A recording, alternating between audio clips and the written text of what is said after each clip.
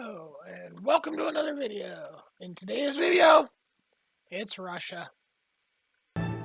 There is nothing special about vodka. It has no taste, no flavor, no smell. It's just ethyl alcohol, simply produced from wheat or rye. And these simple, not too special facts of vodka is exactly what made it so special. Its simplicity allowed it to be produced and consumed en masse by simple peasants throughout Eastern Europe beginning in the 8th century. Any peasant could make it and any peasant could sell it, until the 1480s. Until then, the lands we know as Russia were a set of small independent principalities and kingdoms, until Ivan III became the ruler of the Duchy of Moscow and by conquest united the principalities under one Russian kingdom, of which he became the Tsar. Ivan established a centralized government, with a centralized autocratic rule controlled by the king. And as he built his state, he noticed the popularity of that cheap, intoxicating spirit amongst his peasants and had an idea. He banned the production and sale of alcohol by peasants and declared the production and sale of alcohol a royal privilege. All alcohol was now the property of the Russian crown and could only be produced by and bought from the Russian crown.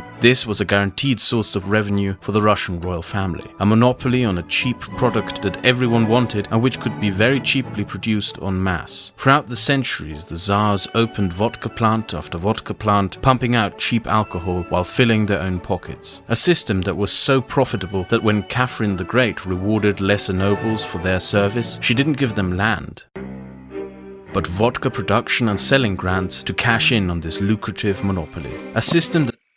Okay, so this is basically where my life with Russia starts. All the movies of the 80s, right? I repeat, confidence is high. Roger, we've got 32 targets in track and 10 impacting points. I want to confirm, is this an exercise? Roger, copy. This is not an exercise. Roger, understand. Major Reinhardt, we have a massive attack against the U.S. net at this time. ICBMs. Numerous ICBMs. Roger, understand. Over 300 missiles inbound now.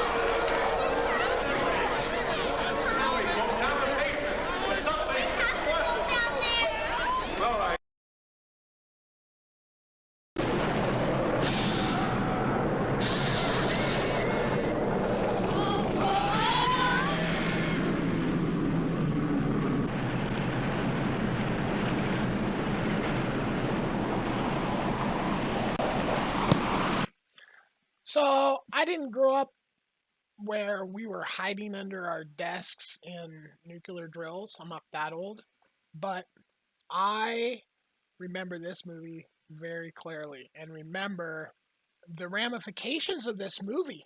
This movie literally brought the public out, and the public demanded nuclear treaties, and we got them. And I remember this moment here as like hope. The end of the Berlin Wall is the symbol of the end of a divided Europe and the end of the Cold War. So that was, at that time, it just gave me hope for the future. Like, I didn't have to spend the rest of my life worrying about this nuclear threat, right? Like, that was really Russia to me as a kid. It was like, these people with their nukes and their dictator BS are going to potentially ruin my life. Like, this is why I didn't like them as a kid. You know, obviously, it's all the movies and everything. So now,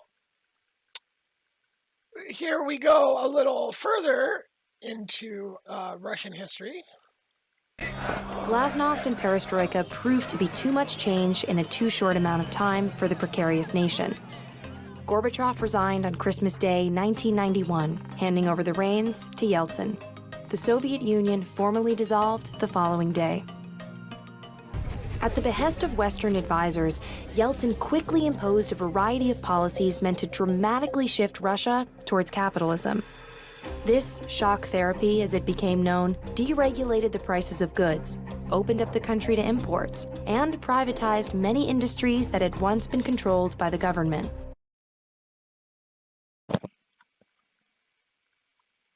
Industrial output was halved. But it was the hasty privatization of formerly state-held corporations that had the longest-lasting negative consequences. The government offered the public vouchers to buy shares in these companies, but they were mostly snatched up by wealthy Russians with mountains of cash. This gave rise to a new oligarchy, a handful of tycoons that controlled Russia's most important industries and a large portion of its wealth. The 7 most powerful of these oligarchs became known as the Semi-Bankershina, or 7 bankers. They claimed to have direct influence over the highest levels of politics, including Yeltsin himself, while also controlling the majority of Russia's banks, oil, gas, mining, and media operations. Corruption and organized crime were allowed to proliferate, and Yeltsin's tenure was riddled with the very problems he had promised to remove. So, this is what we witnessed all through the 90s, that it was Russian gangs taking over Russia, and now there was potential of Russian nukes being sold on the black market. And although that was scary, but the scary part of the nukes is the delivery device. And the intercontinental ballistic missiles, are different situation than just like a rogue nuke, right? But that was then. Now we had to start worrying about this. And Russia just basically went down a road of fascism and authoritarianism. And this is where they are today. In 2017. Let me ask you something else that you wrote about in your book. You proposed that Russia annex Ukraine. You said that Russia should encourage Britain to leave the EU, Brexit. You suggested that Russia make Iran an ally. Now, it does sound as if Mr. Putin is following your blueprint. All of these things, right out of your book, and he's doing it.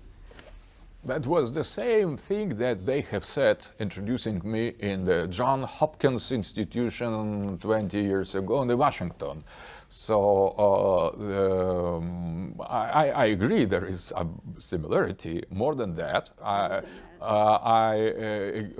I have developed in my vision, Eurasian vision, that is much more, that is larger than what you have mentioned. That is only first steps in order to. But he followed your first steps.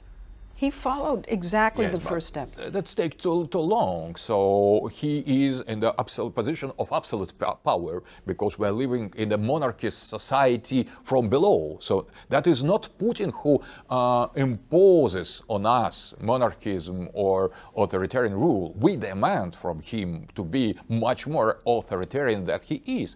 So he. You hear that?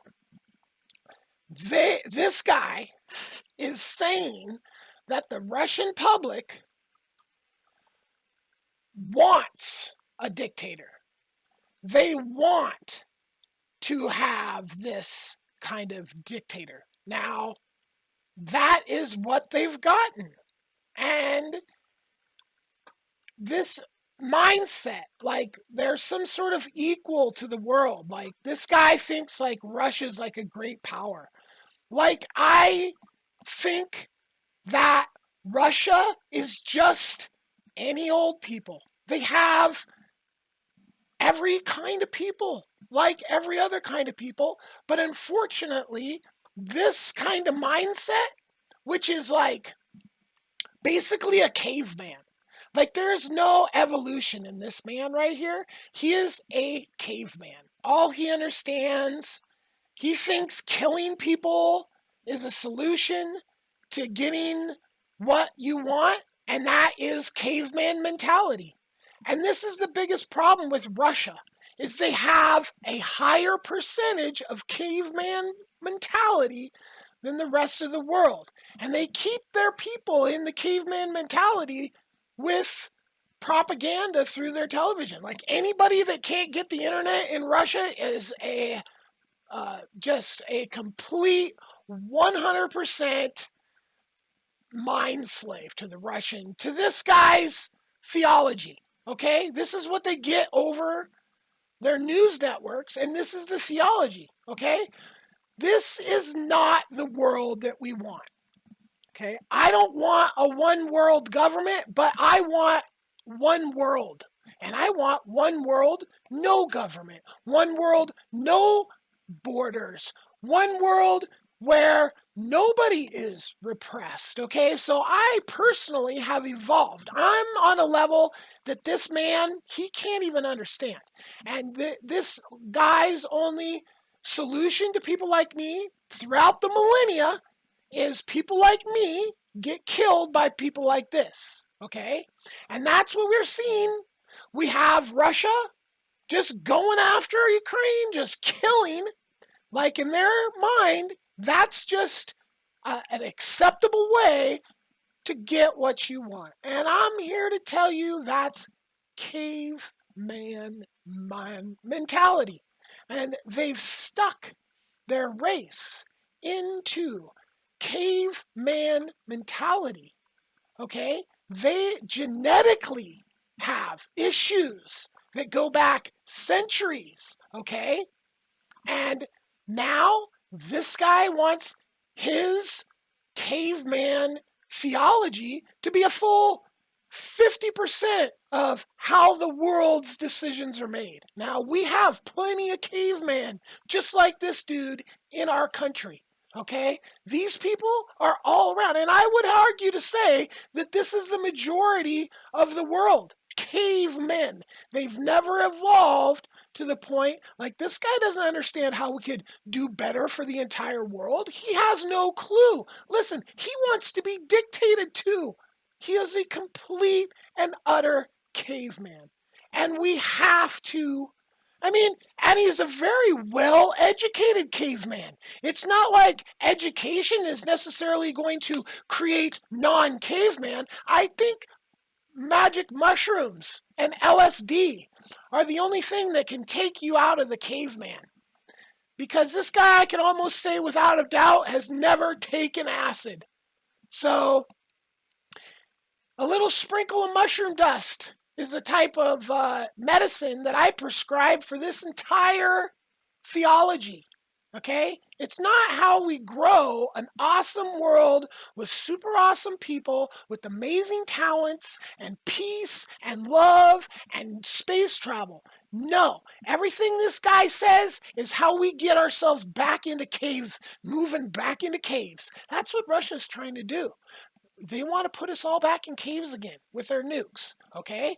So what is the solution to all this? Well, that's a deep subject. But I think I've illustrated what I was trying to illustrate about Russia, and I hope this helps somebody, and you have a great day, and peace.